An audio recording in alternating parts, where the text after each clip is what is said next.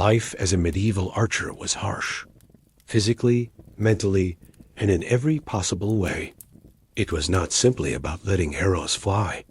It was about surviving a role that demanded all you had and gave back very little. The real question is not whether it was hard. It is whether you could handle it. Becoming a medieval archer was rarely a choice. It was usually a path decided for you from the moment you could stand. Kings across England did not politely encourage archery practice. They ordered it by law. When medieval monarchs created archery laws, they were not giving advice. They were commanding every able man between the ages of 7 and 60 to practice with a longbow each Sunday after church. Skip practice and you faced a fine or time in the stocks. Picture being a child of 10, handed a bow nearly as tall as you, and told to pull it back. Not a handful of times, but hundreds, until your small hands blistered and bled. Adults around you did not care about your tears or your excuses. Their reasoning was cruel, but straightforward. If you could not pull the bow, you were worthless in combat. Again was the command, repeated endlessly, while your shoulders burned and your fingers split. Your first bow might be smaller, but by 12 or 13, you were expected to handle the real one. And that weapon demanded strength that would impress even today's strongest athletes. Training was not only about hitting a target. It was about building the incredible upper body power needed to draw a bow that required over 100 pounds of force. While other children played games, future archers spent hours hauling weights, lifting stones, and repeating the same motion until their bodies reshaped themselves. Evidence of this punishing training survives in skeletal remains, which show strange bone deformities, oversized left arms, twisted spines, and growths on the fingers from constant strain. Archaeologists discovered archers with left arm bones 50% thicker than the right. Their bodies bent and hardened around their profession. By the time they reached 16, the successful ones could fire up to 12 arrows in a minute with accuracy at 200 yards. Their fingers had grooves worn permanently into them, with calluses so thick that a needle could not pierce the skin, which was probably a blessing since medieval medicine amounted to rubbing dirt on it and returning to practice. The worst part? That painful childhood was only the beginning. After years of training, you might think an archer would love his weapon. The truth was far more complicated. The English longbow was both a wonder of medieval warfare and a constant source of pain. First, its sheer size. Standing anywhere from 5 feet 10 to 6 feet 6, it often matched or exceeded the height of the man who used it. Made from yew wood, it weighed only 3 to 5 pounds, but after miles of marching, even that was a burden.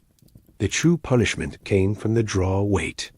Longbows that have been recovered show a pull between 90 and 180 pounds, 2 or 3 times stronger than most modern hunting bows. Imagine lifting a medium-sized dog with 3 fingers, then doing it 400 times in a single afternoon. There was no trick for making it easier, only muscle and endurance. The damage was lasting. Skeletons of archers show enlarged bones, compressed spines, and advanced arthritis. Some had bone growths so severe on their drawing hands that they must have lived in pain every day.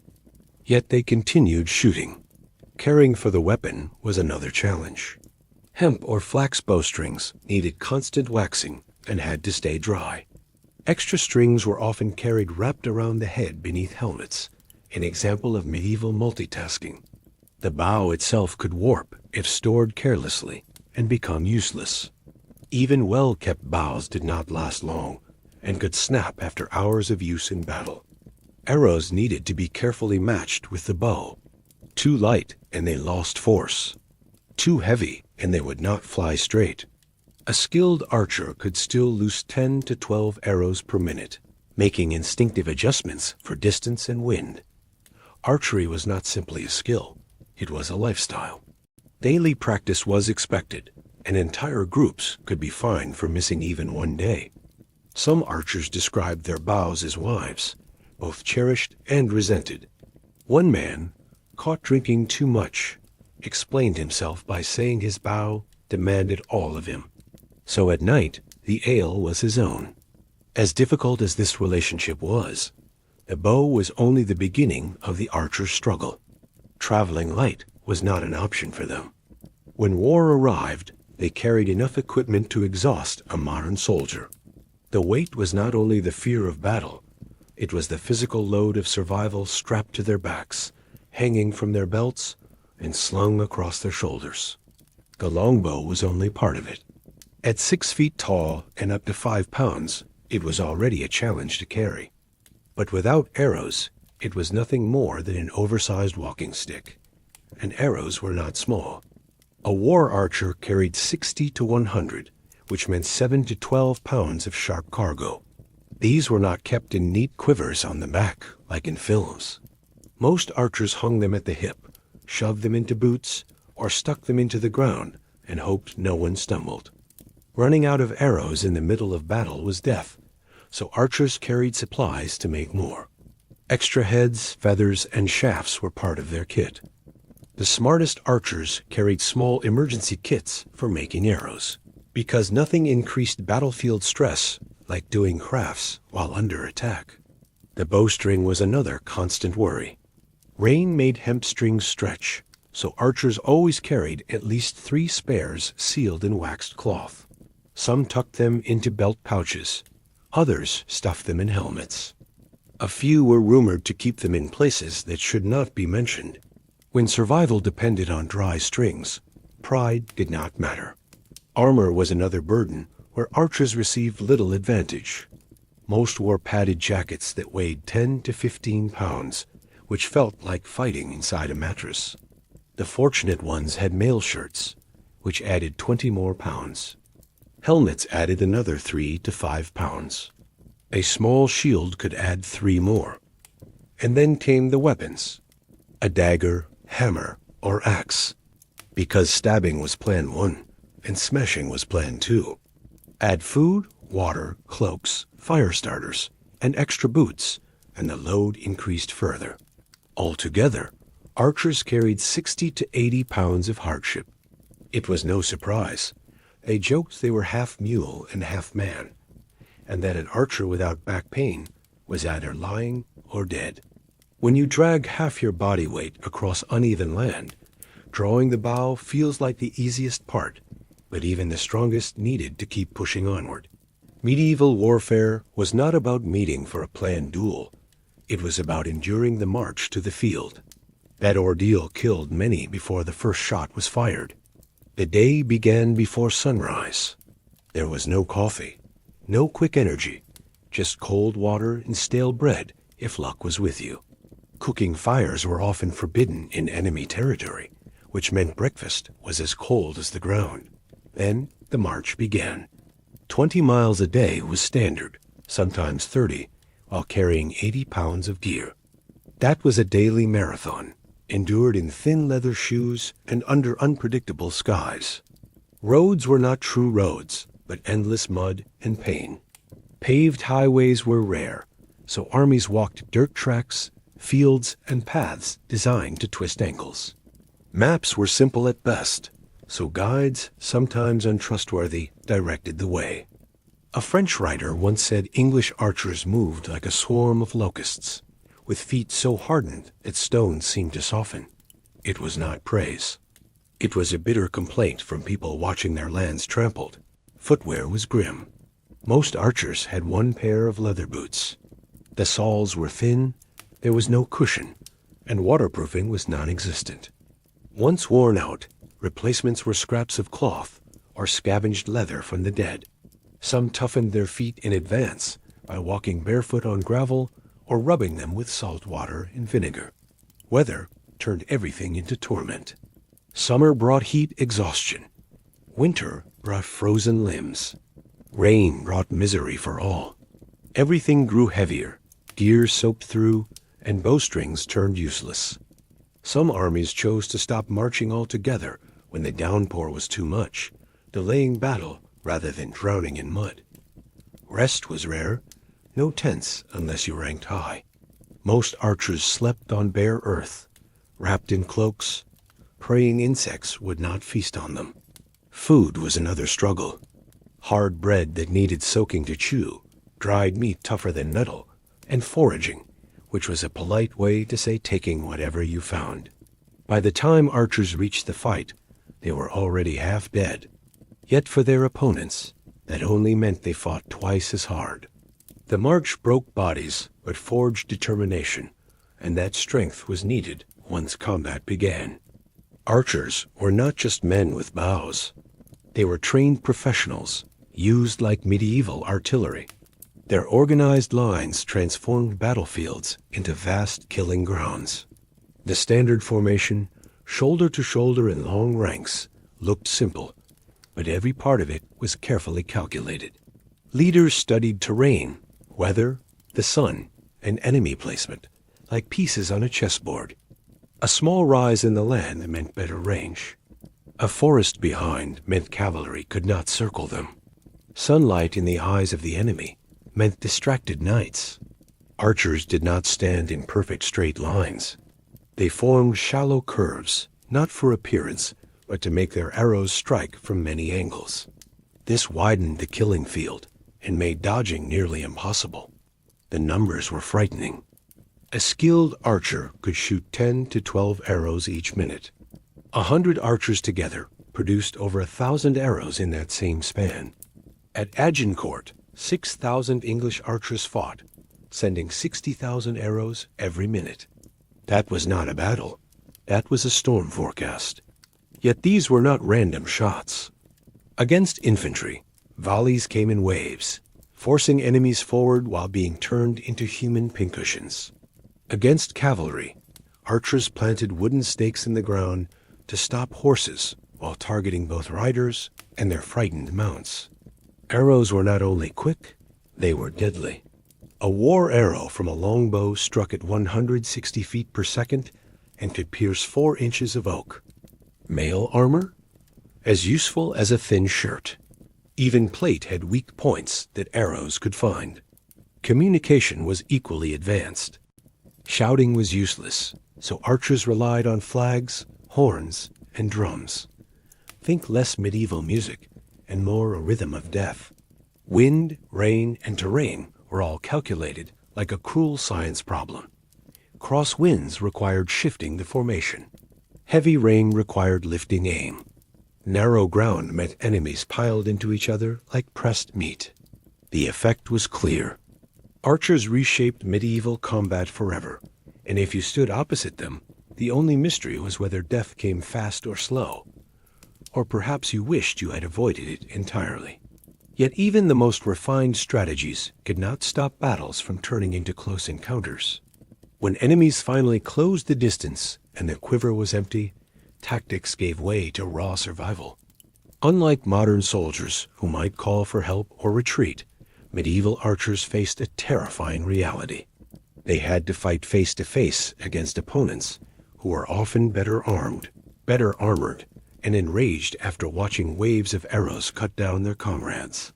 This shift happened in several unpleasant ways. Sometimes foes simply outlasted the supply of arrows.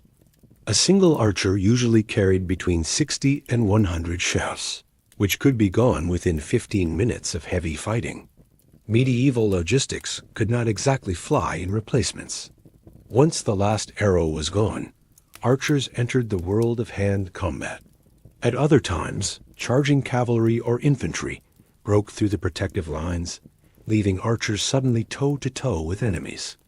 In those moments, they reached for secondary weapons, most of which showed just how desperate their situation was.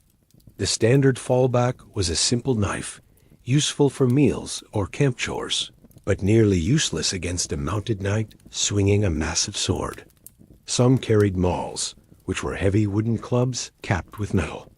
A powerful strike could dent armor, but getting close enough to land the blow meant gambling with your life.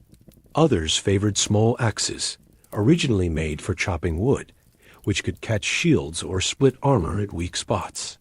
The most desperate used their bows as makeshift staves. A 6-foot-long yew bow could work as a crude club, and some even added nettle ends for striking. Medieval artwork shows archers trying to trip knights with bows or block sword blows, but success was rare. The mismatch was crushing. Knights trained in close combat since childhood, wearing 60 pounds of armor and swinging weapons forged by experts. Against them stood the archer, usually wearing only padded clothing, armed with improvised tools, and trained for distance rather than melee. One chronicler compared this to a mouse fighting a cat, though it was a mouse that had already killed the cat's family. Not every archer died. Some managed to escape, others survived badly wounded, and a few grabbed weapons from fallen enemies. Still, once the last arrow was gone, survival often depended on luck. This sudden change from long-range killer to desperate brawler was one of history's most traumatic battlefield reversals. Within minutes, deadly marksmen became underdogs fighting only to stay alive. For those who made it through, another ordeal waited, one that no weapon could defeat. Medieval medical care mixed genuine skill with bizarre practices that often caused more harm than the injury itself. For archers who limped away from battle, the real struggle was just beginning. Arrow wounds were surprisingly common among archers too. Friendly fire was frequent in the chaos of mass volleys. These injuries caused a severe internal damage, and surgeons called arrows that passed straight through lucky wounds, since at least both ends could be treated. Removing embedded arrowheads was a nightmare. Tools like the crow's beak were designed for gripping metal, but success came only half the time. The unlucky half received an early grave, whether they wanted it or not. Blades and blunt trauma posed their own problems. Clean sword slices sometimes healed, but jagged cuts and crushed bones often led to rot. Amputation became the only choice, yet survival odds were poor. Wine was often the first remedy. Not to drink, but to pour straight into wounds. On this point, medieval healers and modern bartenders agreed. Alcohol fixed everything. Closing wounds was another horror. Surgeons used boar bristles or horsehair for stitches, almost always without cleaning them. Burning with heated iron stopped bleeding, but left charred, infected flesh. Treatment camps were no better. Soldiers were laid on straw bedding, blood and pus soaking into the same floor. Infection was not just a chance, it was expected.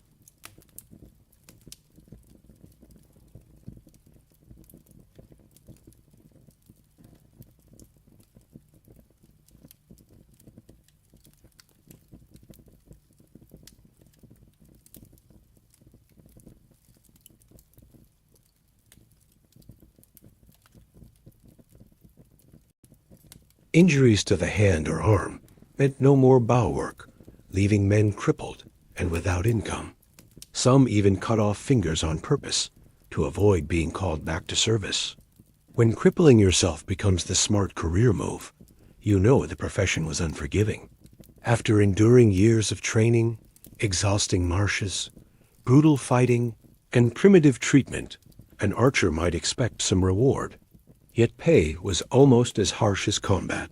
The economic reality of the job left many in constant struggle, even if they survived long enough to care. A skilled longbowman in the 100 Years' War earned around 6 pence for each day of active service, which was about twice the pay of an ordinary laborer. That pay might sound reasonable until you think about what it actually bought. 6 pence was enough for around 2 gallons of ale or one modest tavern meal. Archers were not starving, but they were certainly not building retirement savings either. The way money was delivered created even more problems. Wages were supposed to be handed out weekly or monthly, but medieval bookkeeping was notoriously unreliable. Military treasurers often ran out of silver halfway through a campaign. Archers sometimes waited months without proper wages, still expected to fight as though everything was normal, surviving on nothing but promises from their lords or the crown. This financial uncertainty pushed them toward one of the most controversial aspects of their livelihood: looting. When pay was late or missing, battlefield salvage and civilian plunder became a way of making up the difference. Although officially discouraged, Unless specifically allowed, looting was widely tolerated because it kept armies functioning when paymasters failed. The profits could dwarf official wages. The armor of a captured knight might be worth more than £5, equal to half a year's pay.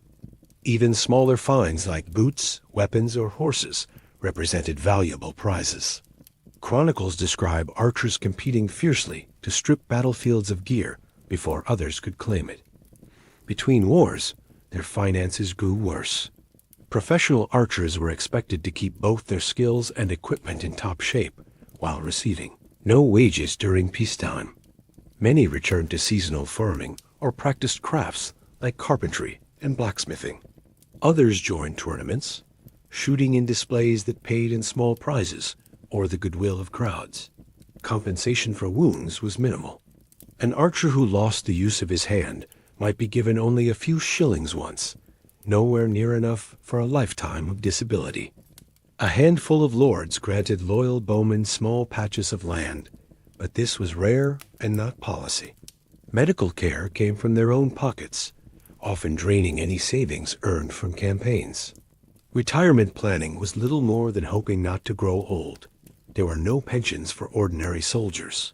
The most realistic option was to save enough to buy a small farm or open a modest trade. In practice, very few ever achieved that dream. Records from taxes and censuses reveal that retired archers usually sank into the poorest groups in their villages. Many worked as day laborers, doing whatever jobs their damaged bodies could manage. Some taught archery to the next generation, but those roles were scarce and not well paid. The final insult came after death. Many old archers were buried in paupers' graves, having spent whatever little they owned on illness before the end. The very hands that had defended kings could not pay for their own resting place. Beyond the money issues, archers faced another struggle that cut just as deep. Medieval society was rigidly divided by birth, and archers held an awkward spot in this order. They were too useful to ignore, but too common to be given true respect. Their place shifted depending on politics and war needs, leaving them as men who belonged nowhere. In peace, they slipped back into the lower classes where they started. Former soldiers became cobblers, innkeepers, and even grave diggers. One season they brought death from above. The next they poured ale for farmers who never left their homes. Their service carried little weight in daily life. No lasting honors, no guaranteed fortune. Nobles regarded them with a mix of disdain and reluctant respect. Literature written for the upper class often portrays them as rough and uncultured, yet admits their deadly usefulness. One French noble famously complained that archery was unfair because it allowed common men to kill their betters from a distance. It might be the sharpest insult that was also a compliment. Ordinary villagers had their own mixed feelings. Returning soldiers often faced suspicion. They had seen horrors, taken part in looting, and survived battles that scarred their minds. Some towns even wrote ordinances warning against trouble from former bowmen, suggesting that war habits were hard to shed. The church made matters more complicated. Religious leaders condemned missile weapons against Christians, and papal decrees singled out both crossbows and longbows. Archers often felt trapped, praised by their rulers, yet damned by their priests. Some tried to buy absolution with generous donations to the church. Others simply hoped that their skill with arrows might impress the saints. Women's opinions were equally divided. Archers earned decent money while serving, which made them attractive partners. Yet their constant absence and short life expectancy made them poor choices for long-term stability. Some regions that produced archers saw unusually high numbers of widows. The vow, "till death do us part," became painfully literal. Children viewed archers with awe and unease. Boys admired their skills but dreaded being chosen for training. Recruiters visiting villages caused excitement and fear at once. Mothers hid strong sons in barns, while fathers reluctantly offered them up, knowing survival often depended on providing trained soldiers. In the end, Archers lived in between worlds, respected in battle, tolerated in peace, but rarely embraced fully. They mastered a weapon so demanding it altered their very bodies, endured hardships that would terrify modern troops, and did it all for wages that barely kept them alive. So, do you still think you could handle the life of a medieval archer? If yes, then you might have more grit than many knights who ever wore polished armor.